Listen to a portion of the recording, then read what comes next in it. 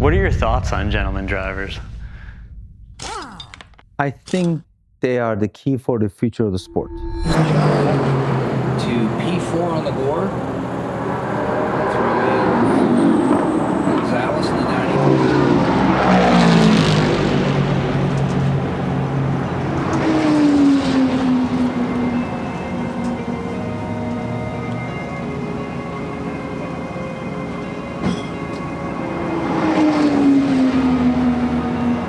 When I hit 40, I came to a realization where I took care of everything around me, everybody around me, always took care of others, didn't really do much for myself.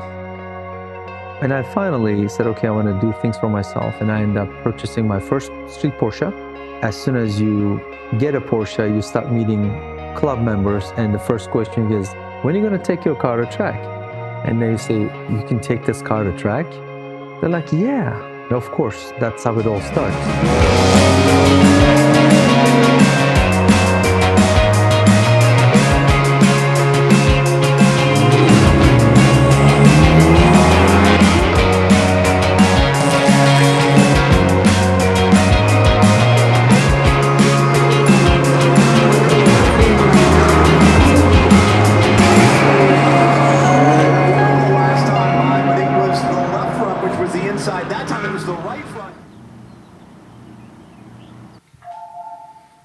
I was born in Istanbul, Turkey. I migrated here 33 years ago, went to college here, played football here, ended up getting a double major from Jackson University in Marketing and International Business. My brother and I have a private equity company, and we buy companies, we build them, and we sell them. That's what we do.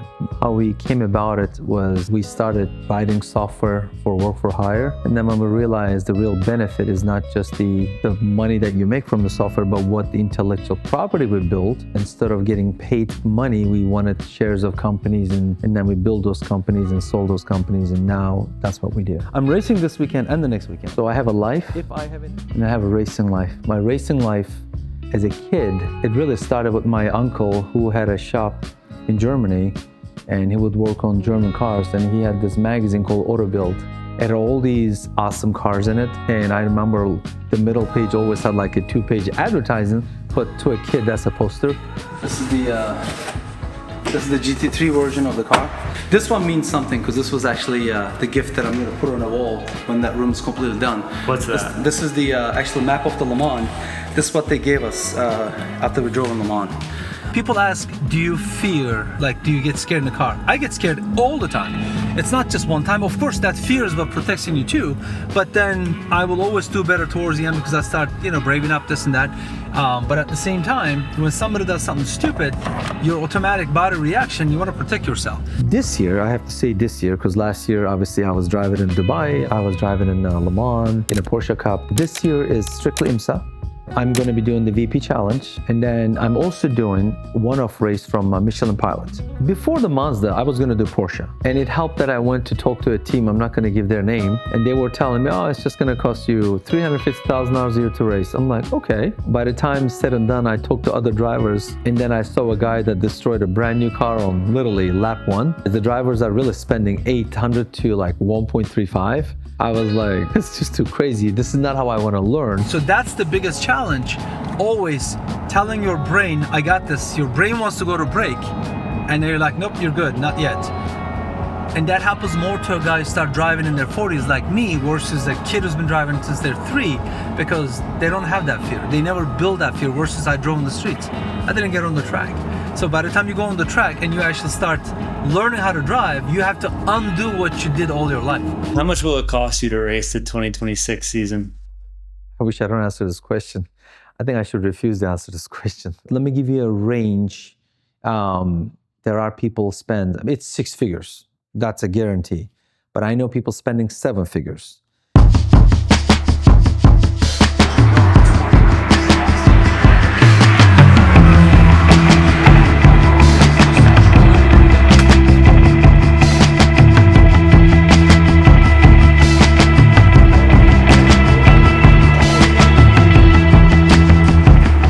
When the BMW comes in from a factory, you see nothing but a white car with a carbon hood, carbon door, carbon trunk, and that's about it. you could see this light right here, this basically showing you where you're in the position. That's an IMSA requirement. So we actually had to cut this brand new car. We had to cut this metal and then put this light in here. And then we had to do some additional stuff that IMSA requires you to do. So when you get the car, you have to put some IMSA required different electronics, and those allow you to see if there's a yellow flag. And for some reason you don't see the actual flag station, it will also inside the car will tell you it's full course yellow. So the car is 280,000. When I bought it, it was a little less, but as soon as I bought it, they added tariffs. So now I think it's like 278 before sales tax. And then the IMSA electronics with labor and everything is probably everything you need to buy to make it IMSA ready, probably about 50, 60,000. So it adds up. Now you're at 340, 350.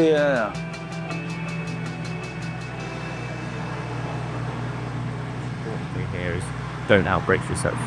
If you outbrake yourself, you're not going to be confident to carry speed into the first part, and you're going to just be on the brakes whilst trying to turn in, and that will lead to entry instability.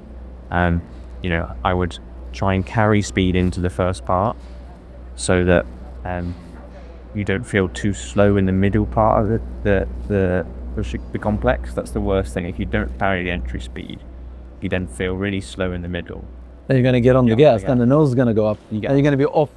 Yeah. As someone who's very accustomed to ROI, being in business, why race? It's for me. It's purely for me to better myself. It's pushing my limits and showing what I'm capable of doing to myself. It's not for anyone else. It's not for the TV. It's not for social media. I appreciate everybody that follows me. I appreciate all the comments and everything. But in reality, it's for me. It's my way of understanding and realizing who I really am and what I'm capable of doing. And that makes me so much better in my business world. I become braver, better in everything I do. So it's really to better myself before anything else.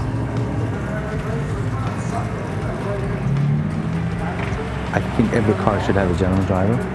But one of the things I think is unfair is FIA is giving away too many bronze licenses where those drivers are really not bronzes, they're still silver. So it kind of makes it unfair because I think the interesting thing is the bronze can make or break the deal. If every car needed to have one, like if the rule was like every car, that will also increase the value of the bronzes, and then it would also bring better bronzes out, because it's not going to be just money a bronze brings. It's going to be now every car has to have one, so you want the best bronze.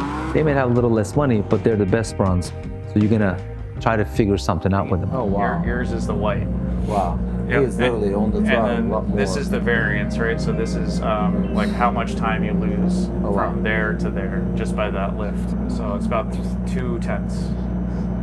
2 to 3 tenths right there, just in the lift. But I mean, that's where you said, like, I feel like the tire could take more, you know, you can put more into it, so you'll get comfortable with that.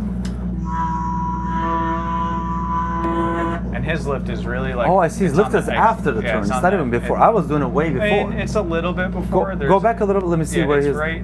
He starts to lift right here, but the bigger lift comes after the curb for sure.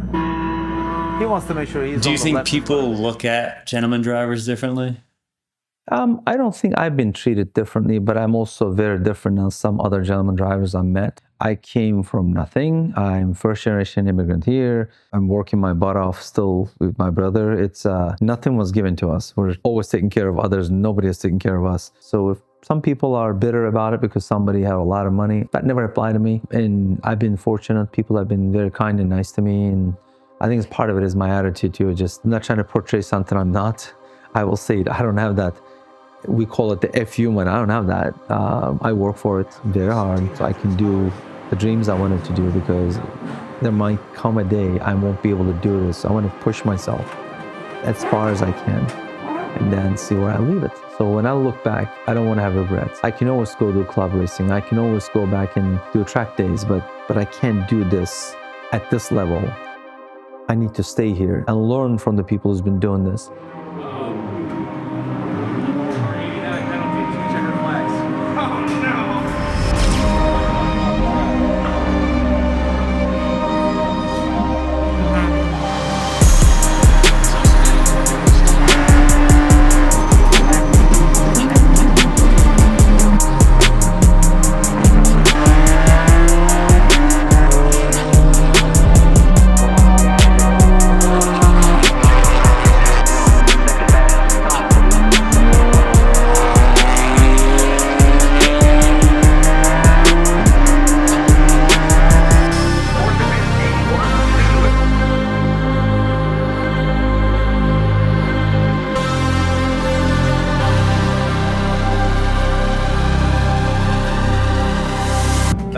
see my results? What does that mean?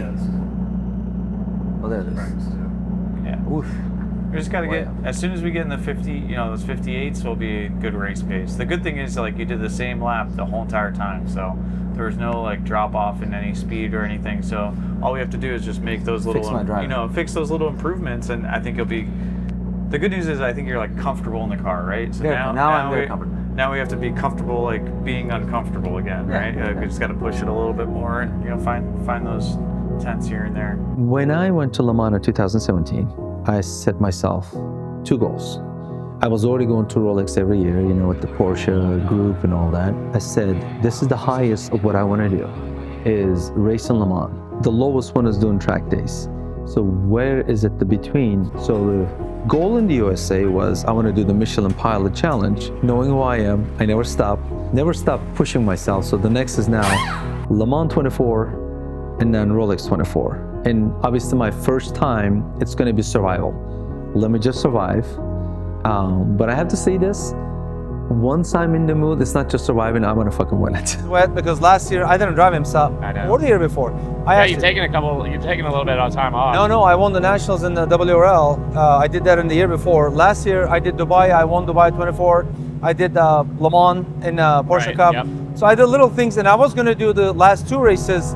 The guy that I don't want to use their name, but the team that I sent, I paid everything. This, that, entries paid. You can see my name. Nothing. Just they want to renegotiate after I paid him everything. I was like, I wish I could say I'm surprised about that in I'm not. racing, but like, fuck. it's not. It's so, you know what it is? Realistically, my expectations would be, let me finish, get the most experience out of that weekend, because that's going to help me when I want to win. Then I'm going to make sure the whole team everybody's a winner, including I'm at my best version, so we have a chance to win. One of the things I have, many other people have, I'm lucky. I bring great amount of luck, and I, knock on wood, always bring the car back scratch-free. So those 2 things with a well-aware driver, obviously I still need to skill up my level more driving. I think good things will come. And my expectation is participate, but obviously once I'm there, start smelling the beef, I want to destroy, I want to win. I'm not there just for the show. Everything I do, I want to win. I'll set expectations for myself and then, you know, move on.